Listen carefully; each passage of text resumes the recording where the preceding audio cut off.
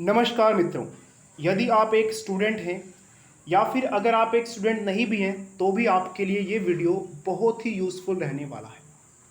बहुत सारे ऐसे स्टूडेंट्स, बहुत सारे ऐसे विद्यार्थी जो पढ़ने में काफ़ी अच्छे होते हैं, लेकिन पढ़ाई में अच्छा होने के बावजूद भी उन्हें समाज में वो सम्मान जिसका वो हकदार हैं, उतनी इनकम जितनी वो कमा सकते हैं, ये सब नहीं मिल पाता। कारण कि उनकी पढ़ाई बीच में ही छूट जाती है। 10वीं या 12वीं के बाद उनको पढ़ाई आगे जारी रखने के लिए उनके पास उतने पैसे नहीं हो पाते जितने की ज़रूरत होती है। तो ऐसे स्टूडेंट्स को हेल्प करने के लिए एजुकेशन लोन की व्यवस्था की गई है। एजुकेशन लोन किसे मिलता है, कितना मिलता है, इसके लिए क्या गिरवी रखना पड़ता है, सब कुछ हम इस वीडियो में जानेंगे। तो एजुकेशन लोन लेने के लिए स्टूडेंट की उम्र 18 से 35 के बीच में होनी चाहिए। अभी खैर कोरोना चल रहा है, तो कोरोना के कारण जो एजुकेशन लोन दिया जा रहा है वो थोड़ा सा कम दिया जा रहा है। कम का मतलब ये है कि इसमें कोरोना की वजह से जो पढ़ाई आजकल ऑनलाइन चल रही है, तो एजुकेशन लोन ही मिलेगा। इसमें हॉस्टल या लैब जैसे खर्चे जो इंक्लूड होते हैं फीस में, वो शायद लोन में आपको ना मिले। चलिए आगे बढ़ते हैं।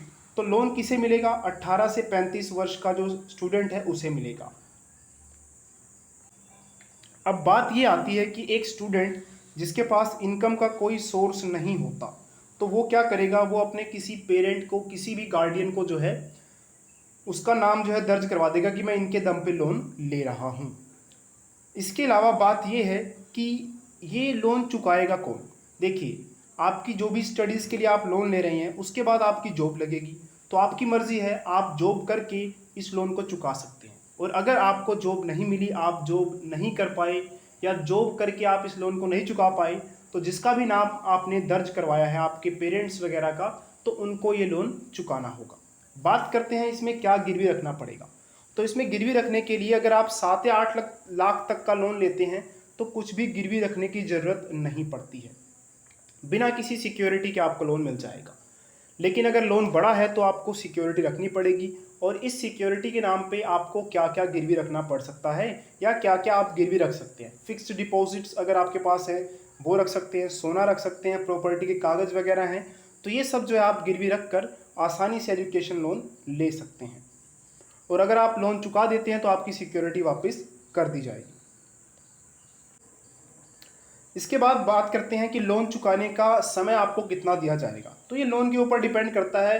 15-15 साल तक भी स्टूडेंट को मिल जाता है लोन चुकाने के लिए। इसके अलावा आपको मोरेटोरियम भी दिया जाता है। मोरेटोरियम का मतलब क्या है? जैसे आपकी पढ़ाई ख़त्म हुई, तो पढ़ाई ख़त्म होने के बाद आपको 12 महीने का समय मिलेगा। उस 12 महीने के समय में आपको जो है ज़रूरी नहीं कि लोन चुकाना शुरू कर देना है। उस 12 महीने के बाद जो है आप लोन चुकाना शुरू कर सकते हैं, क्योंकि ये तो है नहीं कि डायरेक्टली आपकी जॉब लग जाएगी, इसलिए मोरेटोरियम का समय भी दिया जाता है। लेकिन मोरेटोरियम के समय भी जो ब्याज है वो जुड़ता रहेगा, इसलिए जो है समय रहते ही जो है लोन को चुकाना ज़्यादा अच्छा रहेगा। एजुकेशन लोन में क्या क्या कवर किया जाता है? तो लगभग सारे खर्चे कवर होते हैं, जैसे ट्यूशन की फ़ीस, किताबों का खर्च, लैब लाइब्रेरी की फ़ीस, लगभग लैपटॉप वगैरह खरीदने का खर्च सब कवर होता है। अगर लोन छोटा है तो बैंक जो है आपको पूरा का पूरा एजुकेशन लोन दे सकता है, लेकिन अगर लोन बड़ा है तो कुछ पैसे बैंक देगा और कुछ आपको खुद से लगाने पड़ेंगे। जैसे एग्जांपल, आपकी जो हायर एजुकेशन है वो कंप्लीट करने के लिए मान लेते हैं 15 लाख रुपए लगेंगे, तो इसमें से बैंक जो है आपको 7, 8, 10 लाख तक का लोन दे देगा, बाकी आपको खुद लगाने पड़ सकते हैं।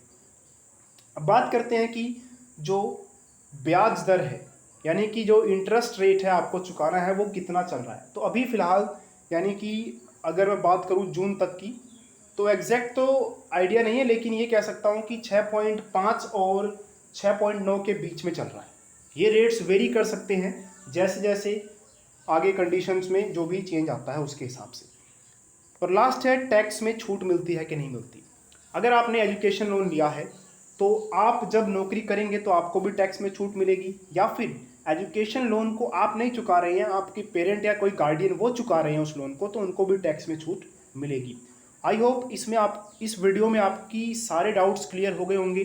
अगर कोई डाउट रहता है तो आप कमेंट करके उस डाउट को हमसे ज़रूर पूछिए। और ऐसी ही वीडियोस के लिए हमारे चैनल को सब्सक्राइब जरूर कीजिए और वीडियो अच्छी लगी हो तो लाइक जरूर कीजिए और इसको आगे शेयर जरूर कीजिए, ताकि जिस भी किसी बच्चे को लोन की ज़रूरत है उस तक ये इन्फॉर्मेशन पहुंच सके। और अगर उसके पास इन्फॉर्मेशन है भी तो उस तक ये छोटी मोटी इन्फॉर्मेशन जो उसको नहीं पता थी वो भी पता लग जाए।